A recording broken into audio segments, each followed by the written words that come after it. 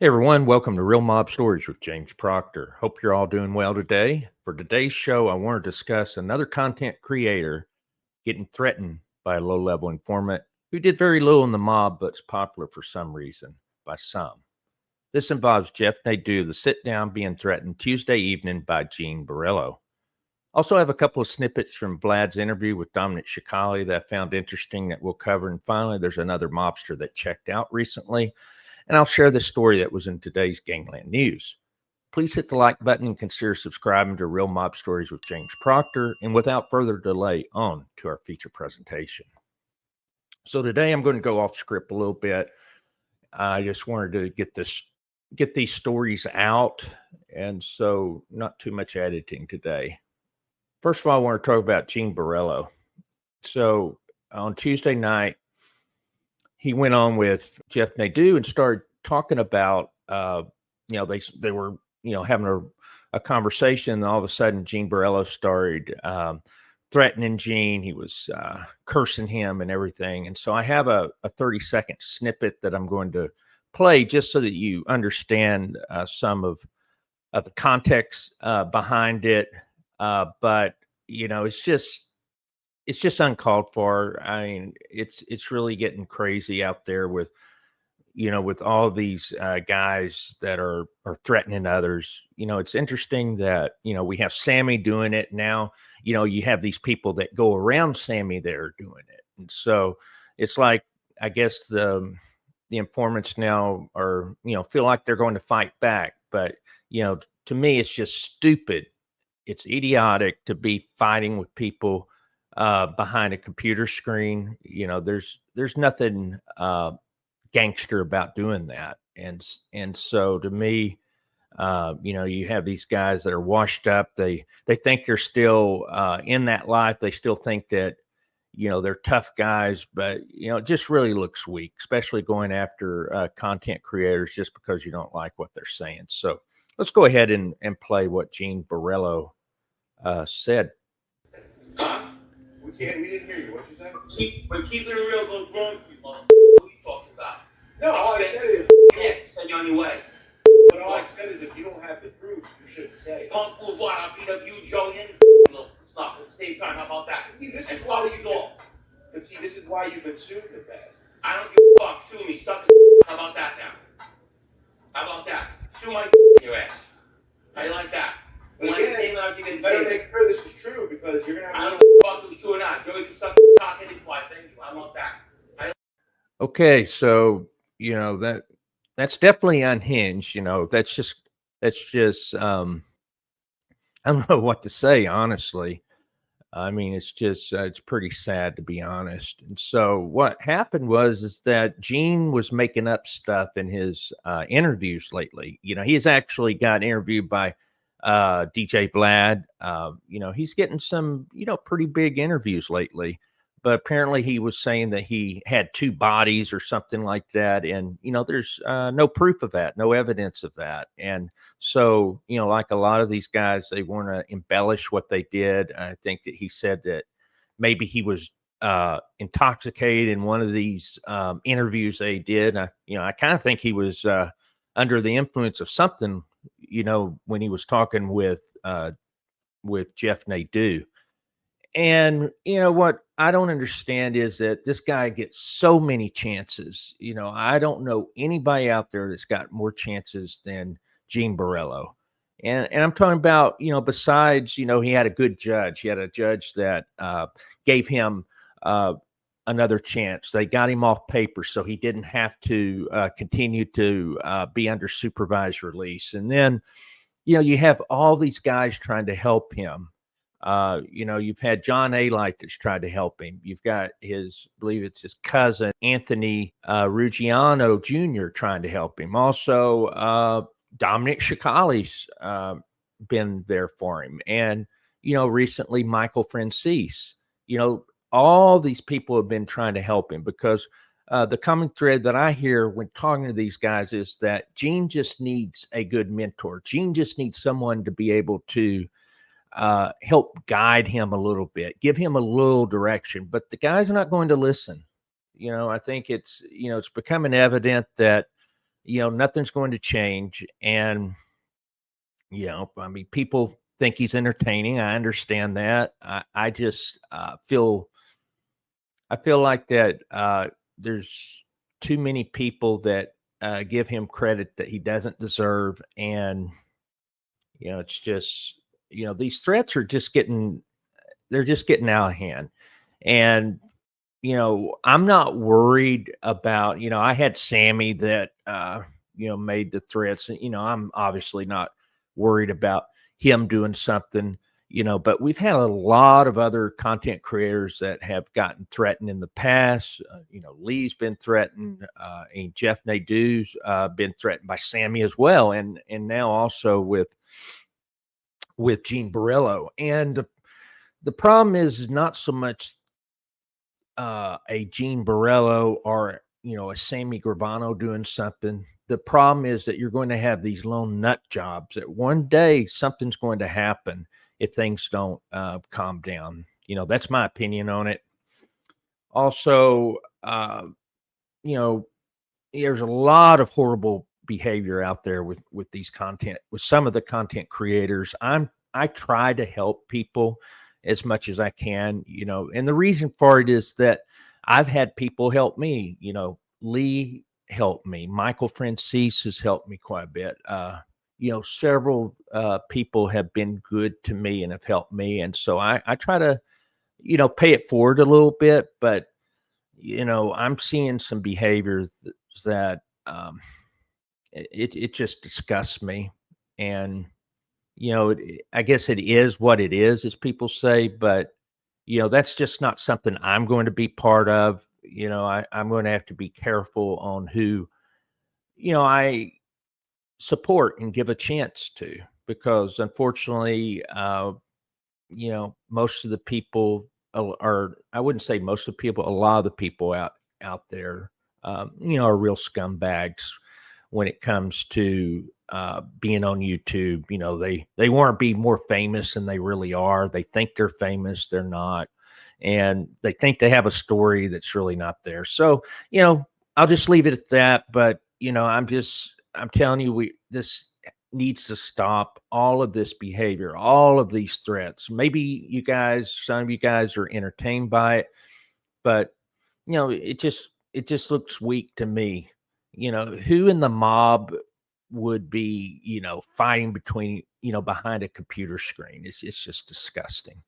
So I want to go on to Dominic Chakali. This was a interesting little snippet from his DJ Vlad interview. And so we'll just kind of go through it and talk about it. Like you said earlier, you were locked up with Sammy the Bull. Mm-hmm. And I've interviewed him a couple of times. Very charismatic. Interesting guy. Yeah. Me and him got into a little bit of an argument before our first Sammy. interview. We worked it out. Oh, yeah. I was about to just toss out the whole interview. He was ready to walk out. His granddaughter was there. She kind of pacified everybody. And we had a great interview. In our second interview, when he was talking about Trump actually posted the video on like his official Instagram and everything else like that. So, Sammy could thank me for getting a shout out for the former president. Yeah, I didn't know about that. I guess Trump posted a link or a video or something that Sammy the Bull did. So, that's interesting. That's the first I ever heard of that. But, like I said, this interview actually I thought was pretty good. DJ Vlad was actually prepared for this. I don't know how he goes about with the research. I know I've always said he was a lazy interviewer, but in this case, he's definitely not. Is actually, I thought that he did a better job than what Lee and I did when we interviewed Dominic, to be honest. But they went pretty deep into some stuff. But so I put up a poll yesterday. I actually wanted to get people's thoughts on Vlad, and at least 1,000 or so people responded to the poll. And so it's interesting to me that 30% of the people think that Vlad's entertaining. 30% say, hey, he is a platformer of rats and informants, and then another 30% say that he's not good. And then only 10% said don't care. So, I mean, that's really interesting to me. I was actually thinking it would be, maybe 70 or 80% they platforms informants, but I mean, some of the stuff's pretty good, and we have to realize that the mobsters are not his primary people that he interviews. It's mostly in the hip hop community, other people like that. So let's continue on. A video where you and him have some sort of beef over, you would think it was something serious, but it was over showing up to each other's podcasts or something like that. I got upset with Sammy. I cared for Sammy. I believed in him. I reached out to him. He said, come on down. I told him, Sam, I think I'm going to start a YouTube channel. He was telling me what to do, what not to do. So I felt he was guiding me. Mm-hmm. So we left off where, okay, I'll come on your channel. You go on my channel. Yeah. So I went down. He was doing, I think, table in the back. So I was one of the first ones to sit down with him. And he said, Dom, what I'll do is we'll do table in the back, and then I'll put it out there. I'll give you some shorts that you can put on your channel. Then I'll come on your channel, and we'll go back and forth. But I'll help you build your channel. I said, all right. All of a sudden, and say I came out in February, so this was supposed to happen in April. Help build my channel. Mm-hmm. Maybe June or July, he released it. So 5 months after I'm already out. And then he put it on behind his paid wall. I'm like, Sammy, what are you doing? He wouldn't get on the phone with me. He had one of the girls talk to me. I said, no. That's a bad, you're dirty. And then I said, well, I should have expected it. You killed people for money, took their businesses, and we went back and forth. So, but I have nothing against Sammy. I feel that I speak my mind. So if something's bothering me, I'm going to say it. And I had to get it off my chest. And we went back and forth. I called him out on a few things. Doesn't sound all that serious. But so, what he's talking about is that, Sammy has 600,000 subscribers. And so last year, we know in February is when Dominic came out on YouTube with his channel. And so he had quickly got set up to, do the interview at Sammy, in Arizona. And so they do the interview, and then, like 4 or 5 months later, nothing happens. And then finally it's released, but it's released on the table in the back. So that was his pay. What he meant by the paywall is people had to pay $5 a month to be able to get that content. And so instead of possibly having, I don't know, 500,000 people, 200,000 people watch the video that he did with Sammy, you got maybe 100 subscribers at most that was in table in the back. So, it was really a waste of time for him to have to go out to Arizona, and they're not going to put it out there. So that's what he's talking about. Let's continue. You can come and do your show. And it's not. It's You know what it water is? under the bridge. The soap opera of the mafia Soap world opera on of the YouTube. mafia. Exactly. Like it's kind of funny when you look at it from the outside. It is all the arguments, but he's really a charismatic guy. He's funny, witty. And when we did our interviews, the one thing that he said that he won't talk about is the murder of his brother-in-law, his wife's brother. And Alan Kaiser. Yeah. Did you know about that?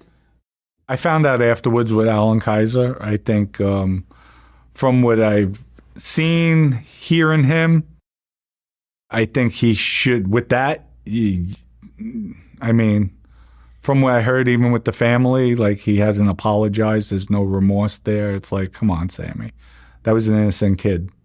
Things happen. Don't get me wrong. Spur of the moment, witness, you did what he had to do, but there should be some remorse. You're not that cold. You can't be that cold-hearted. I'm not saying he's not.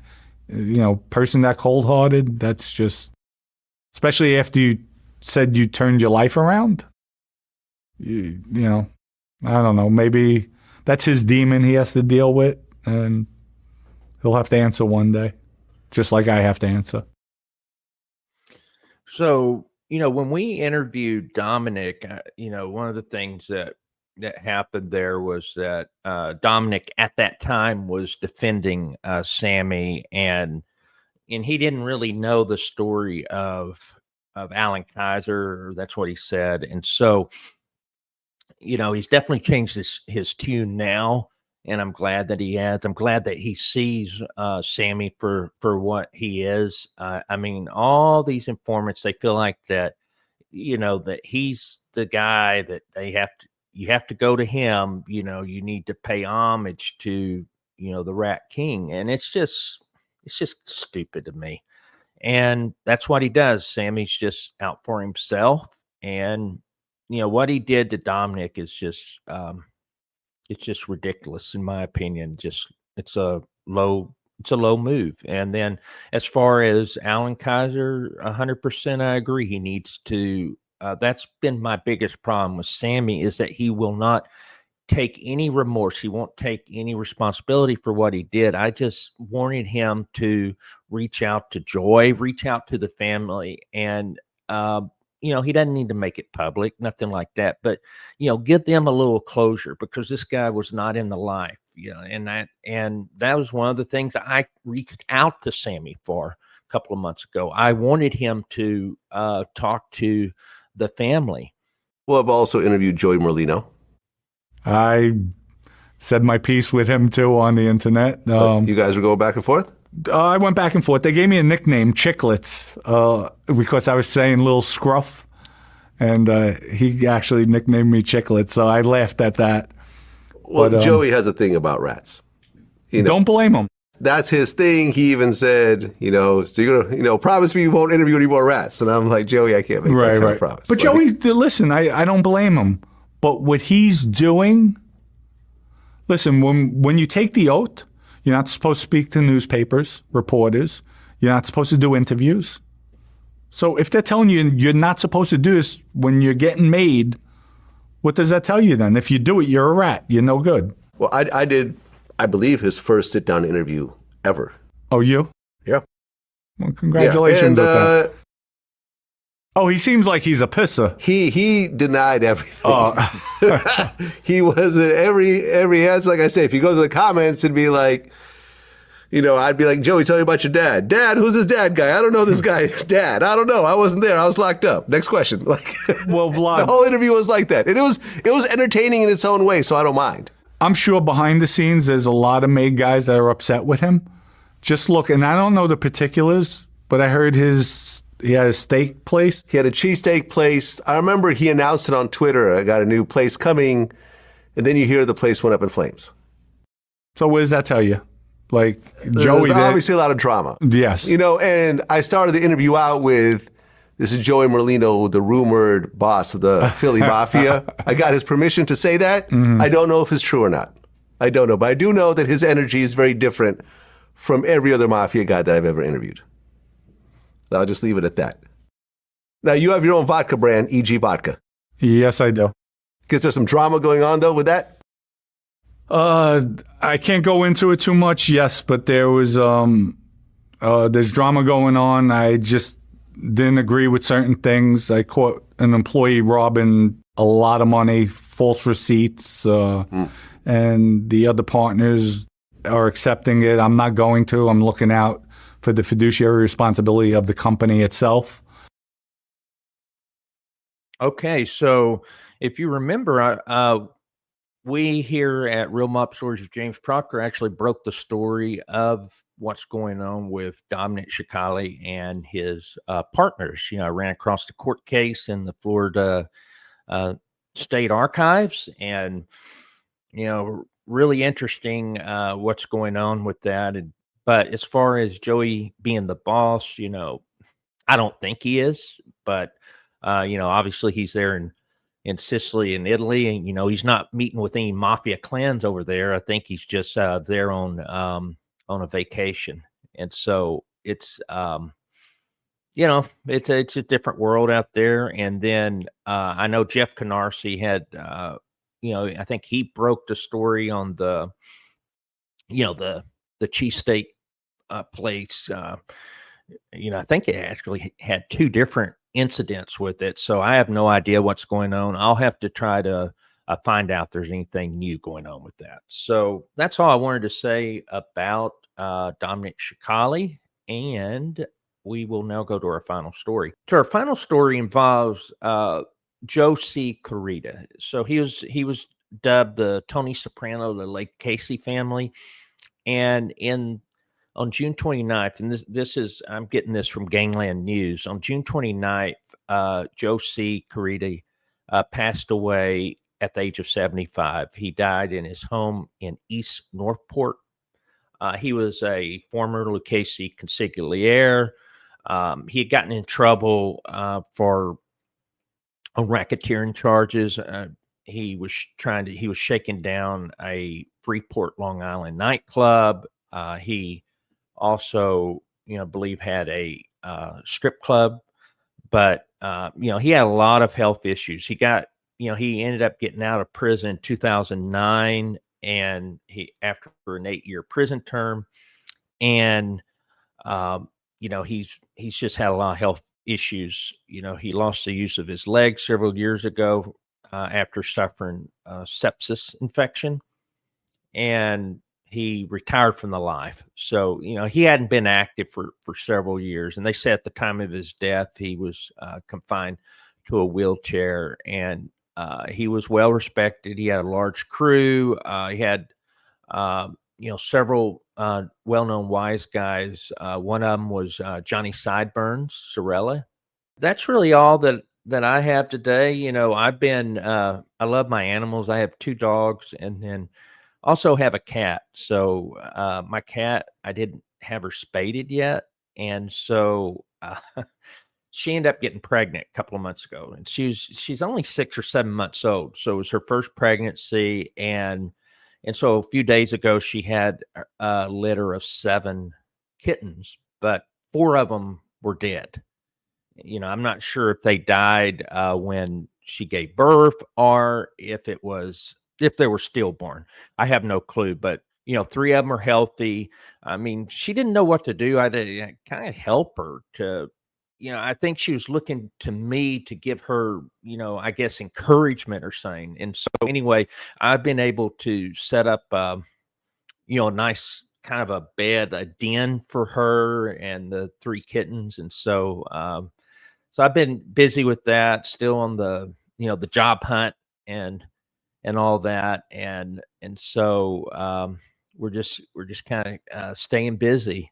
So I appreciate everyone's support. And with that said, I hope everyone can take care, stay safe, and God bless you always.